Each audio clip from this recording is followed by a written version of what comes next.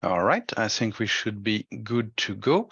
So let's get started. Hello, everyone. I am Mathieu Duchemin, or you can call me Matt. I'm a support and consulting engineer with ZK, and today I'm going to talk to you about Quarkus and creating and deploying ZK application in Quarkus. Why it's interesting, why you should do it, why you shouldn't do it, what the good point and the constraint will be in that front. Okay, so let's just get started. We're going to quickly discuss the architecture, discuss how ZK fits in a Quarkus container. We're going to see some technical example, and at the end, we're going to have a Q&A. If you have any question during the training, feel free to ask them in a chat.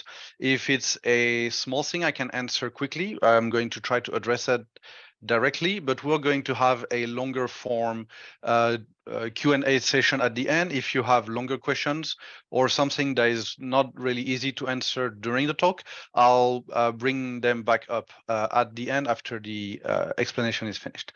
Okay, so why ZK in Quarkus? So first of all, what is Quarkus? Quarkus is a development platform which is meant to let you create applications quickly, develop quickly, and then send those applications to a cloud environment. There is a little bit of Spring Boot in there, in a sense that you can set up a project quickly and then do continuous development in it. There's also a pipeline optimization if you want to get your application to a Docker container or to a Kubernetes container or something like that. And it's also meant to work natively with cloud native application, as in if you want to do microservice, multi-node deployment, this type of stuff. Quarkus is natively optimized for this sort of setup. Okay. We're going to go fairly light on the Quarkus technical step. There is a small talk that is also coming out today that contains essentially the entire step-by-step of Quarkus setup, Quarkus application setup, and all of that. I'll mostly focus on the infrastructure aspect, why we're doing things, rather than all of the command line step-by-step. But we're still going to take a quick look. So when creating a Quarkus application which contains a classic ZK application, we're going to need a few prerequisites first. First, you're going to need an IDE to develop. You're going to need JDK 11 for Quarkus to operate, Apache Maven, at least 3.8, and then not necessary, but fairly recommended, the Quarkus command line client, which will let you start and manipulate your project in real time. You can do without it. It's just easier to do it with that command line client. Okay. The very first step when creating a Quarkus application will simply be to use the command line client to create our application. So in this case, I'm going to use a terminal in which I will type Quarkus create ZK Quarkus, and then go to the new folder created. And this is essentially the entire creation process for the Quarkus container. Now we need to do stuff in that container, and we're getting here to the important part for ZK. Quarkus by default is meant to create microservices which will give either a text or JSON answer or on a specific endpoint. That means that by default, a Quarkus application does not have servlet capability. And ZK, as a matter of infrastructure, requires servlet to work. This said, Quarkus have a undertow extension, which is provided by Quarkus itself, which permits the use of servlet in a Quarkus application. So the first thing we're going to do in our new project is Quarkus extension add, and then the Quarkus undertow extension. It's going to simply add it to the POM XML of the project. And from there, we have a container that is fully capable of running a ZK application. We can then go to the project's POM XML and just simply add our own ZK dependencies. So in this case, I've added ZK Max, ZK Plus, ZHTML, and ZUTI. But you can, of course, tailor-made those ZK dependency to whichever functionality you want to see in your application. If you look at the article, there is an entire section of the article later available that discuss how to configure a POM file, but it's more an abstract ZK concept and not really related to Quarkus in this case.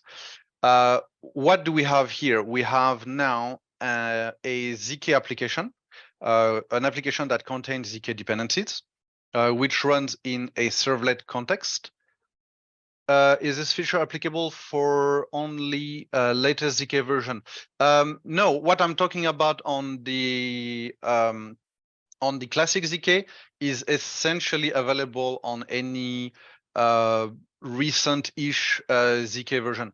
I would talk about it on 963 because that's the latest and that's what I would use by default. But anything in the 9x version or even a bit earlier than that would work as well because it's just classic servlet stuff. If you want, we can go into further detail at the end.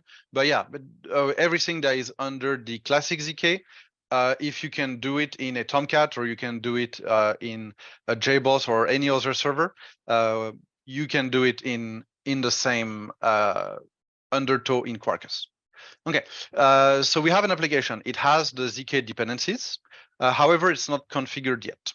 So we need to map the ZK servlets, the servlet that are required to run a ZK page, to our application. There's two different ways we can do this. The easy way is to simply load the ZK web fragment dependency, which is coming up from Maven if you load your dependency transitively, which will automatically configure your servlet in your application. If you are loading this dependency in your POM or simply don't exclude it, your servlet will be loaded automatically. Alternatively, if you want to configure further, you can create a web XML and then declare all of your servlets inside of that web XML.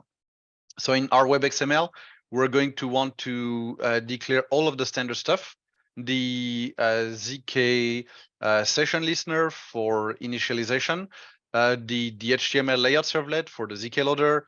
We're going to have the AU engine for the HTML update servlet, all of the good stuff that you would have in a standard applications ZK XML.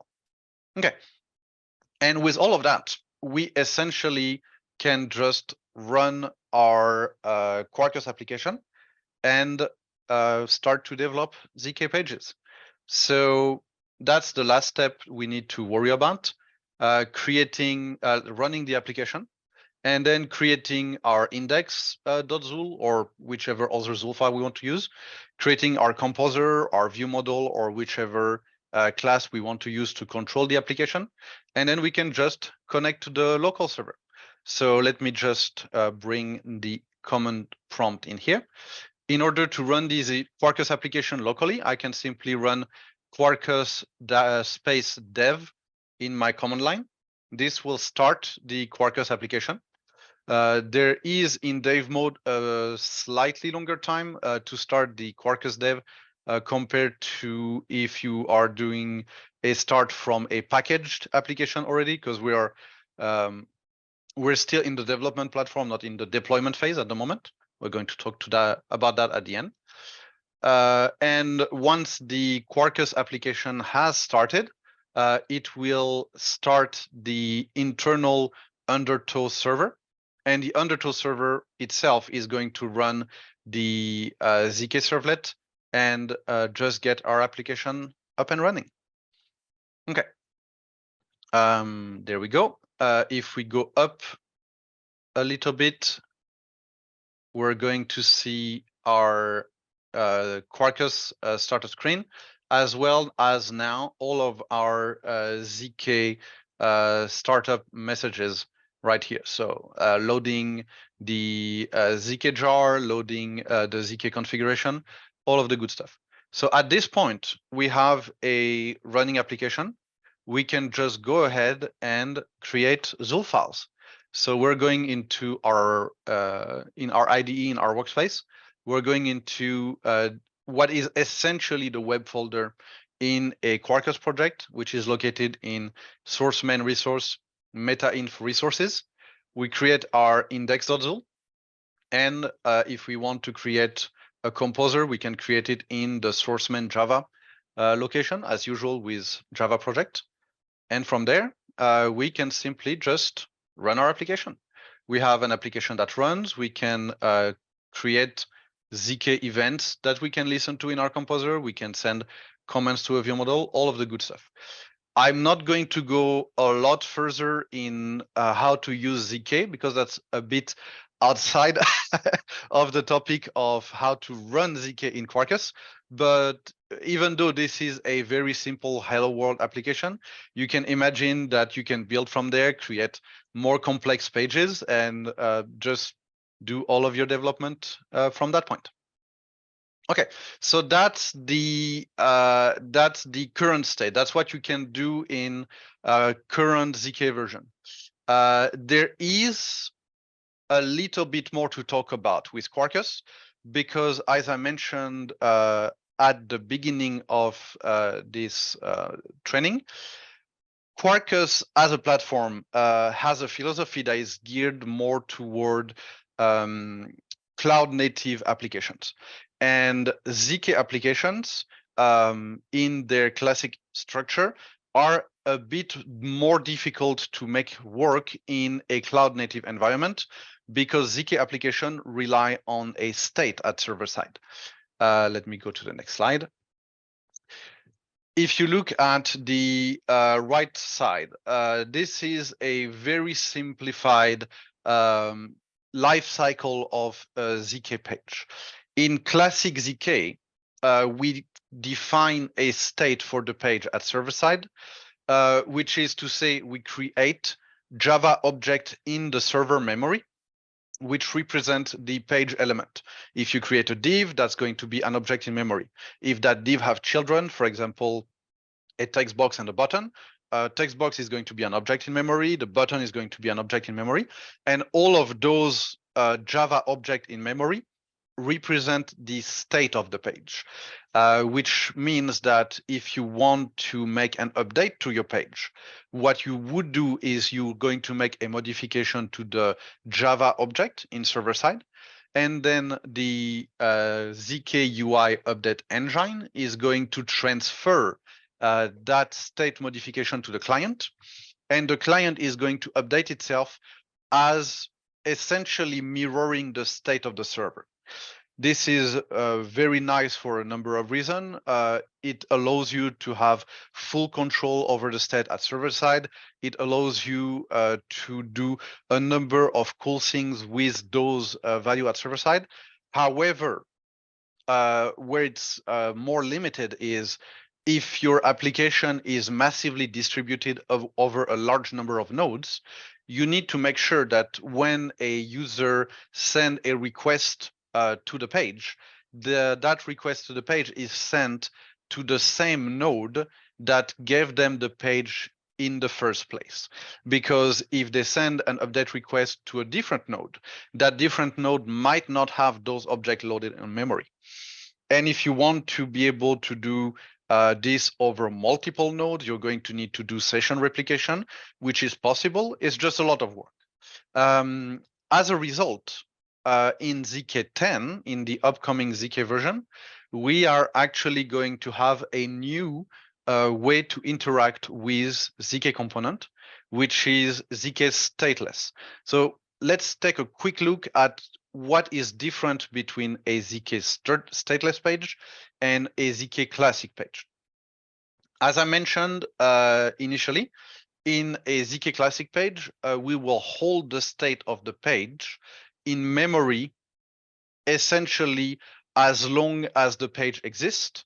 And whenever a request is sent by the client, we will update the state of the page at server side and then update the client to mirror that server side state.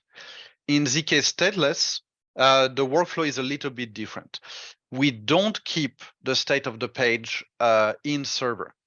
Every node in a ZK Stateless infrastructure is essentially holding a number of different functions, and those functions have an input and an output.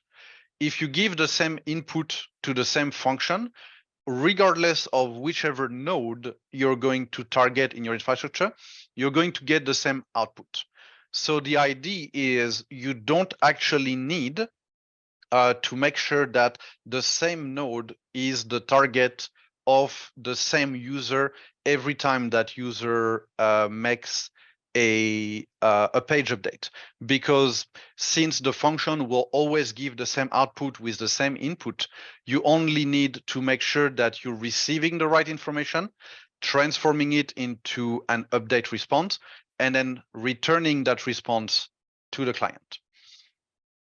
How does that work in technical terms? Because you can already try out the preview of that stateless workflow essentially right now. You will be able to just download the project that I'm using for demonstration at the end. And if you want to look into the article, all the information will be there as well. So there's a few extra configuration steps to get through. First of all, in addition to simply using the latest ZK version, instead I'm going to use the preview version that contain those stateless servlet and stateless components. At the moment, I'm using this freshly version. It's available in the eval repository. It's public, so feel free to test it out yourself after the talk. And I will add a few extra dependencies.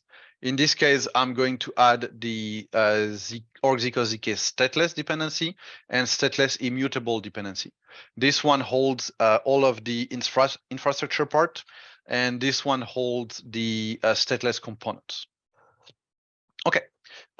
Once we have configured our extra dependency, we also need to declare the stateless richlet filter in our POM, in our WebXML, sorry. So because we want to intercept response with priority, we're going to put our filter at the top of the WebXML. We're just simply going to declare the dispatcher richlet filter, give it some base packages to scan, and give it the cloud mode parameter. Base packages is simply in the same way that you would in a Spring project declare which packages you want to scan for Spring annotation. In this case, you're going to declare which packages you want to scan for the stateless ZK annotations. This will let you automatically wire the path for the richlet in order to serve updates wherever appropriate. And then the second parameter we have here is cloud mode. It is possible to create a page using the stateless richlet structure without cloud mode. And without cloud mode, there will still be a state existing at server side, even though you're using this new structure. There is use cases where you will want to do that. If you want to use some feature that cannot be used without a state, for example, load on demand would be difficult to use without a state. Even queues at server side are also dependent on a server side state. If you want to use those features and you don't want to do a cloud deployment, you can set cloud mode to false. But in our case, we are interested in creating a structure that would be deployable over a cloud native environment. So we're going to set cloud mode to true. Okay. At this point, our application has the dependencies, it's configured, and we can simply start creating a stateless ZK richlet. To create a stateless ZK richlet, we just define the Java class that we want to use. There it is. You will note that that Java class is in the org-zcos stateless package, which is the package that was declared in WebXML for the base package to scan, because we want to have the dispatcher richlet filter be able to automatically wire function and method that we're declaring in this richlet. Let's take a quick look at how this is built. So first of all, we have a richlet mapping on the entire class. The richlet mapping is going to be mapped to a given URL. So in this case, we are at the root of our context under the path root/demo, which means that whenever a user is going to try to access this URL, root of the page of the application/demo, they will be mapped to this demo richlet. We then have another richlet mapping on one of the method of our richlet, which contain an empty string. That empty string means that essentially is the same as declaring an index.zool. This is the default page response if you get to that mapping. Okay. In that mapping, what we have is the page response. So we're returning a page content when the user access the page for the first time from their browser.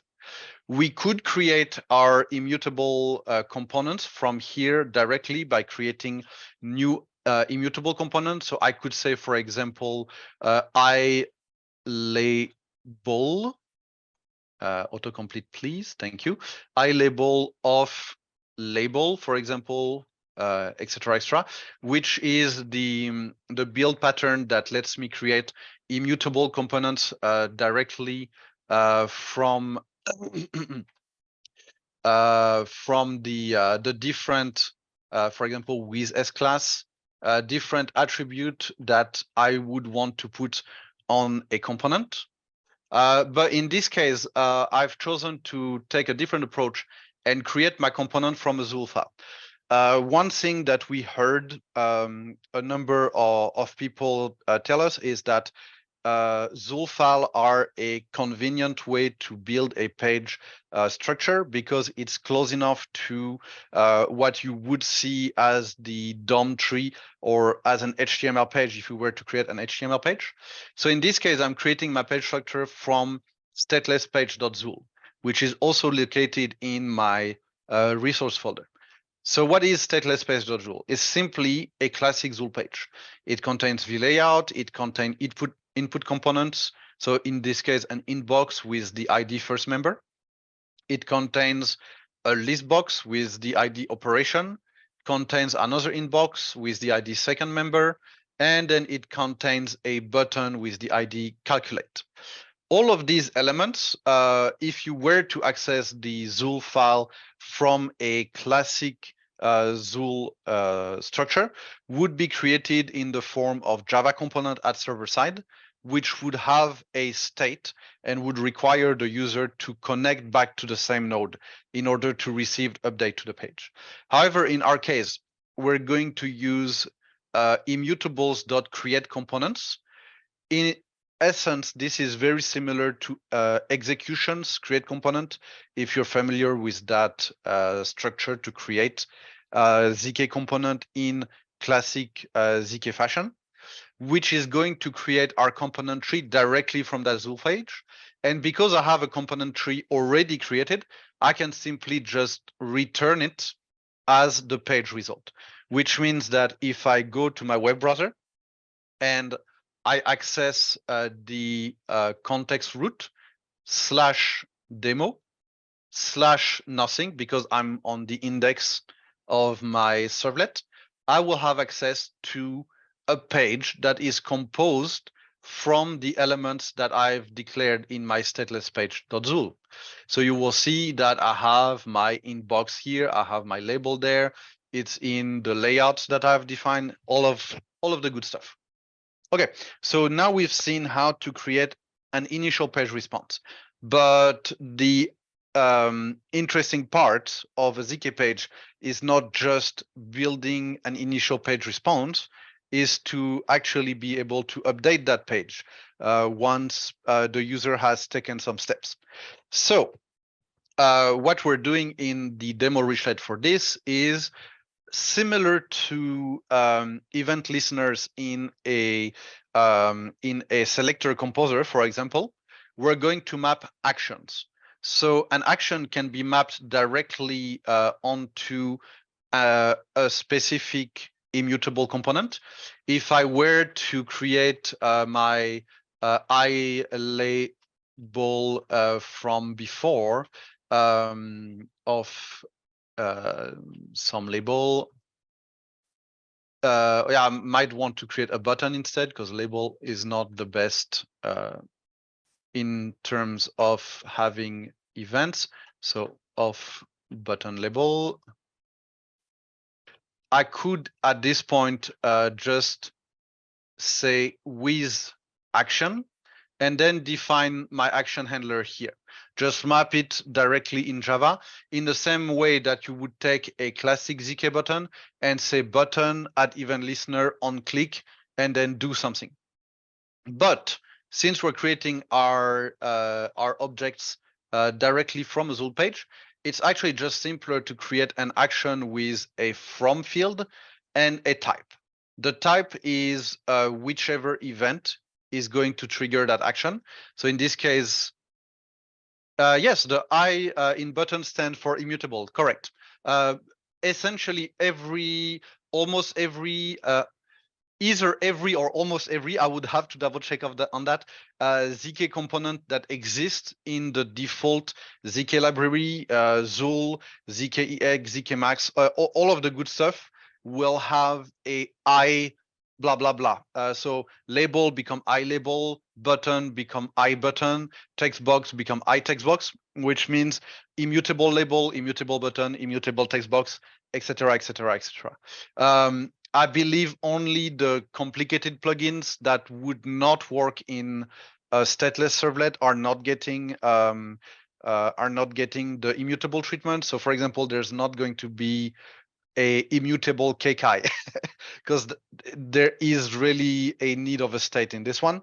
But for everything else, yes, you can essentially use the entire list of ZK components with the I signifying immutable in front. Okay, so what are we discussing here? We're creating a on-click event which targets a selector. If you're familiar with jQuery, you should be very familiar with the way those selector works. They're also very similar to the way selector worked in selector composer, for example. So in this case, we're targeting by ID, but we could make a different selector that target by class or by other attributes of our immutable components. So we're targeting calculate. Calculate is the button with the ID calculate. So when a click happens on calculate, we want to trigger that update. And we have now this part here, which is very important to understand. We have action variables. Action variables, essentially, because we don't have a state, you cannot rely on knowing what state is currently available on any component. I cannot say, for example, I know that in my page I have this list box with ID operation. I want to find in my server memory the current state of that list box. Because if you remember, in a stateless reachlet, there is no in-server memory information. That means that before you do anything that would require this information, you need to tell the client, whenever you trigger that method, I want you to send me the value of first member, the value of second member, and the selected index of operation. So if we look at the stateless page here, we see that first member is an inbox. That means that at client side, before sending me that event, the client side is going to look for the inbox first member and do widget dot get value, and then return that value to be usable inside of that action. It's going to find the component called second member with the ID second member, is going to do get value on it, and is going to find the list box with the ID operation, is going to do get selected index and return the value of that index. And with all of those value that I retrieve from client side at the moment of the operation, I can do something, but I cannot use information that I am not retrieving either from here or from a service that I would have running. If I have, for example, a database service that all of my nodes can access, I can use that database as a server-side state where I would do putting data, retrieving data from database. But the important part, it does not exist in the servlet memory. Okay, so in this case, I'm going to do a simple operation. So what we have here is really not groundbreaking. We just have an int field, and then we do something, either add or multiply. And when we click the calculate button, we trigger an update to the result label that is over here. So that's the last thing we need to talk about. Because we don't have those components in memory, we can't simply just take our existing label and then update it. Instead, we're going to use the UI agent, which is the service that lets us do update packages to be sent to the client. And we're going to tell our UI agent that we want to do an update. To do an update, we need to locate the object that we're trying to update. So in this case, we're locating the label result by its ID. So simply the ID declared in our ZOL file. And we are creating a label updater. So without going into too much detail with immutable components, because immutable components are immutable by nature, you can't just do myComponent.setValue. Immutable components cannot be altered after they have been created, which is why they are very streamlined and very low in terms of resource consumption. In order to make an update to the UI, instead what you do is you create an updater, and the updater will create a copy of that iComponent for you and replace sequentially from the top down every single value that need to be replaced in order for your actual change to be added to the DOM tree at the end at client side. So in this case, we simply add the string, which is the result of the calculation, either addition or multiplication, and we send it back to the client. If we take a look at client side in the dev tools, we will actually see that whole process in action. So I'm just going to put that to the left a little bit so we can see everything at the same time. I am currently in my page. I'm going to delete that so I can show you the update directly. This is my update. In my update, we have a payload. If you remember, in the payload, we are requesting arguments. The arguments is sent with the request in order for our application to receive those value and be able to use them in our calculation. So in this case, the update is 230, and it matches the variables that we're requesting here. First member value is 2. Second member value is 3, and then operation selected index is 0. Okay, I think we've done a good run of explaining how those components work. Let's get back on track. Packaging and deploying. I'm going to be fairly quick here because this is less ZK related and it's more Quarkus related. I was saying in the beginning of this discussion that one reason to use Quarkus is for its deployment capabilities. A Quarkus project can be compiled into a self-executable jar, which makes it convenient if you want to have an easy spin up, spin down from command line of your different project, or if your deployment pipeline just benefit from just creating a jar file, throwing it to a production server, spinning down the old one and spinning up the new one. You can also build natively the Quarkus project to a Docker image, which then if you have a Docker service running on either your local development machine or on your production server, you can simply send your Docker image to your Docker environment and then spin that up and down as you would need. And it's not included in the article because that's not something I really had a chance to test locally. But if you have a Kubernetes infrastructure, Quarkus is also natively created to work with that type of environment. It's not in the scope of ZK, so as I said, I'm not going very, very far into it, but it is covered in the companion small talk that will be also available after this training is finished. Okay, so in conclusion, why use Quarkus for development and deployment? In my mind, similar to Spring Boot, you may want to use Quarkus in order to not have to worry about a heavy service infrastructure for your coding. You don't need to have a local Tomcat or other web container for your development. Quarkus have fast coding capabilities where Java classes are automatically and magically updated when you save them. Quarkus is going to be able to detect that your Java classes are updated and you don't need to redeploy your entire application every time you make a small change. Quarkus is fairly fast to boot up and down. So for that sort of smaller scope deployment project for dev, there is a good use case to use Quarkus as your development platform.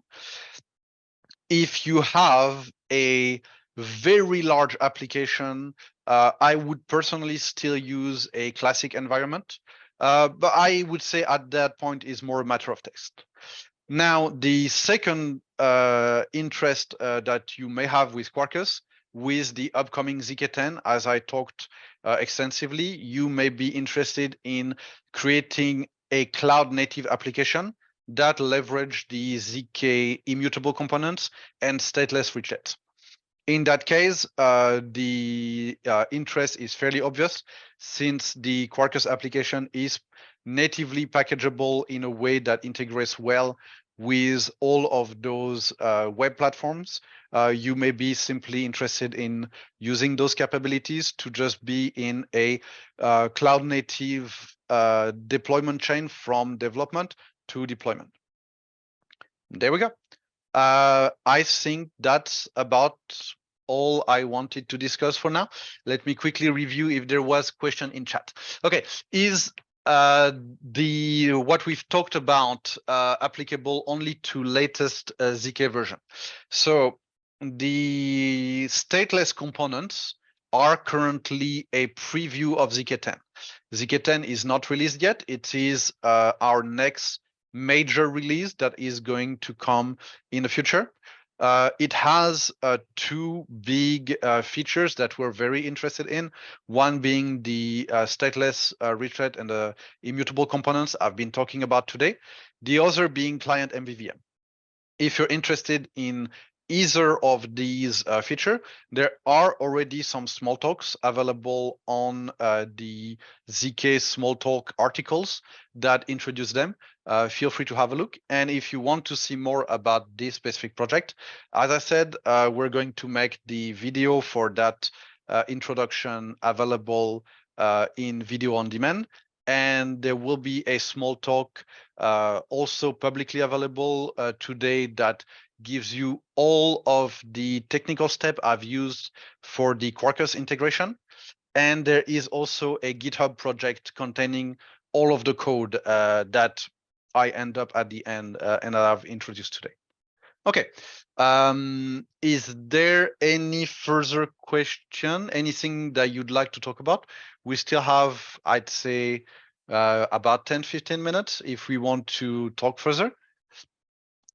Is Quarkus support available only with stateless component? No. As I mentioned initially, you can use both the classic deployment and the ZK stateless component in a Quarkus server. If we go back to my initial explanation, my first page, the page I was showing you with the Hello World composer, this one is a classic ZK page. You can run this page in ZK 963 or in essentially any ZK version, because it doesn't use any of the ZK 10 new features. What it does is it uses Quarkus as the application host. It uses the Quarkus Undertow extension to host the servlet, and it lets you do quick development, quick deployment from Quarkus using Quarkus capabilities and still using a classic ZK application. The limitation, the thing I want to be very clear here, the limitation you will have in this case is Quarkus, one of the reasons you might want to use Quarkus is to create cloud native application. And classic ZK is difficult to use in a cloud native environment because it has a state, and that state needs to be replicated into whichever node is going to provide updates to your client. So, sorry, let's say you have an application with 10 nodes. We're going just to call them node 0, node 1, node 2, node 3, etc., etc. If I am the client and I load the page from node 0 in memory will have the components that make up my page. So in this case, I have a window, I have a div, I have a button. In my composer, I have an event listener, which listen to on click on the button. All of this exists in the memory of node 0. When I send a ZKAU, a update request to my infrastructure, I need to make sure that this ZKAU request also arrives on node 0, or I need to make sure that the other nodes that are going to receive that reply are going to also have the same Java object in memory, which means replicating the Java session between them. And that's something that is harder to do in classic ZK. With ZK stateless, because there is no state, you don't really need to care about the state of your Java objects, because there is no Java object.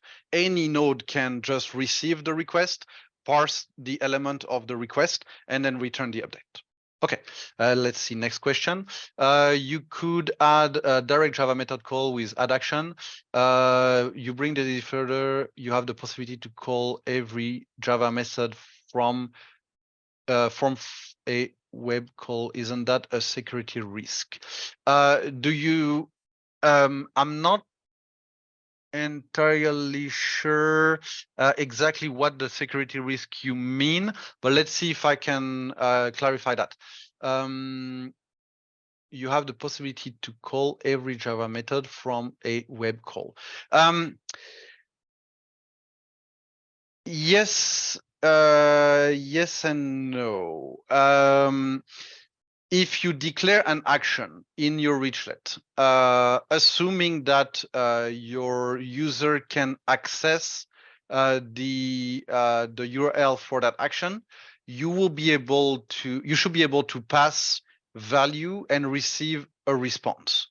What you do in that method I would say is up to you. If you have actions that should be protected, I would say you will need to consider security inside of the method, because you are sending essentially raw data from the client. So you cannot trust that the client is sending you necessarily legitimate data, because anyone with access to the dev tools can modify the state at the client. So when you develop in that pattern, in the same way that you would, for example, if you were using the MERN stack, Mongo, what's the exact definition? Mongo, React, I forgot the exact one, but the stack where you send direct value from your client to your server, you still need to, at server side, consider that any value sent by the client is suspect until proven otherwise. So because you can't really make sure that there is adequate filtering at client side because you don't control it, you should essentially consider checking that the value that have been set are something that can be sent by the client. If there are operations that are restricted to specific user, consider making the restriction at server side, not at client side. This type of precautions. Spring security. Spring security is not a thing that I've tested in this case. I don't know if Quarkus and Spring are meant to integrate with each other. That's just not an information I'll be able to answer today. You're migrating JEE application to Quarkus multimodule with an admin model. Quarkus is faster than application server. Could you provide an example of a Quarkus multimodal where the ZK application is not the root module? At the moment, that's not something I've tested. If you're interested in, just get in contact with us, and that's something we can definitely look into. I will not be able to give you a complete answer today, however, because I've just not tried it out. Can you secure action with JWT token? Once again, I'm terribly sorry to say that this is not something I've tried out, and I don't think I will be able to provide this type of answer immediately. If that's a topic of interest of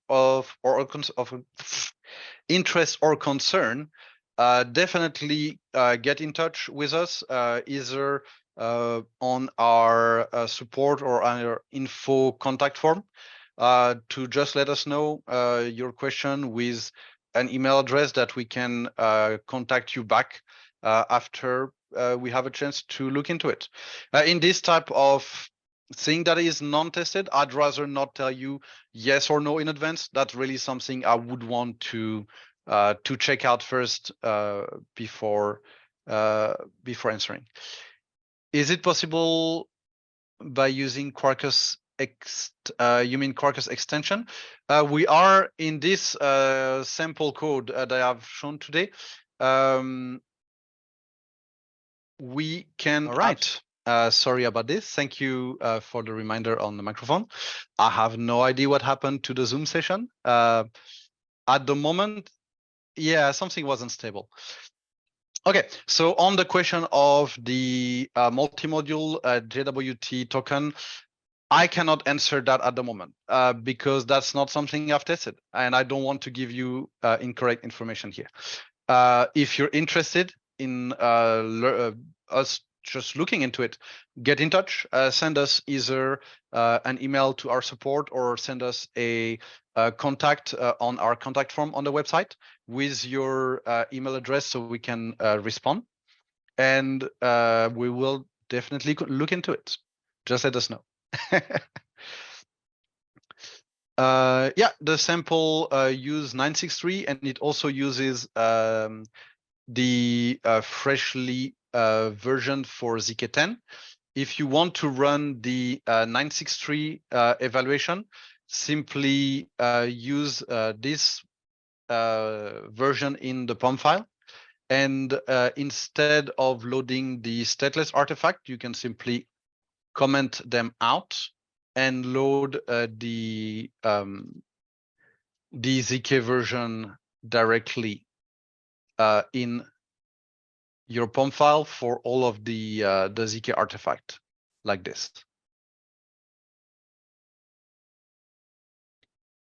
Okay. Is there any more question or any comment? Anything you'd be interested in discussing further in this environment or in how ZK interface? With ZK sample with Nice3 with ZK Spring Security. That's not something I've tested either, so I would also need to look into it. Feel free to, as I said, is WebSocket server push available in ZK10? WebSocket require a state. So it will be available if you're using the classic ZK application, but it will not be available if you're using cloud mode, because in cloud mode, as I mentioned earlier, the idea is to not have any single node hold a state and be required to answer the client on further updates. In the cloud mode, the idea is you can spin new nodes, take down node transparently, and it does not affect the application in any significant way. Okay, I think we have about 5 minutes left. If you have any further question, now would be the good time to ask them. Otherwise, we're going to close very shortly.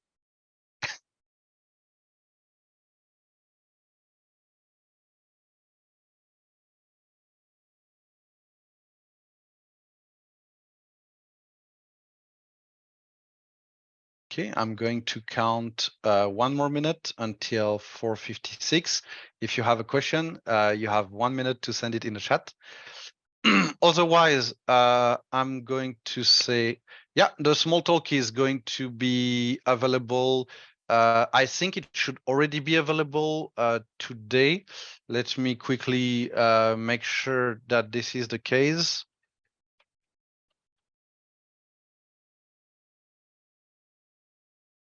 The link is not yet available, but is going to be published either today or tomorrow. Yeah. Let me see if I can give you an early link.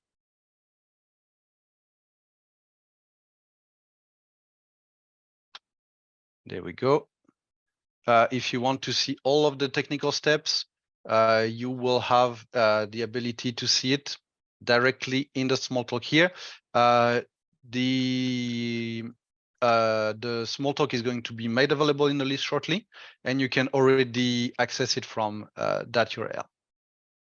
Okay, I think we porting a ZK9 application to ZK10 seems almost like rewriting the code, especially if the MVVM approach is mixed with MVC.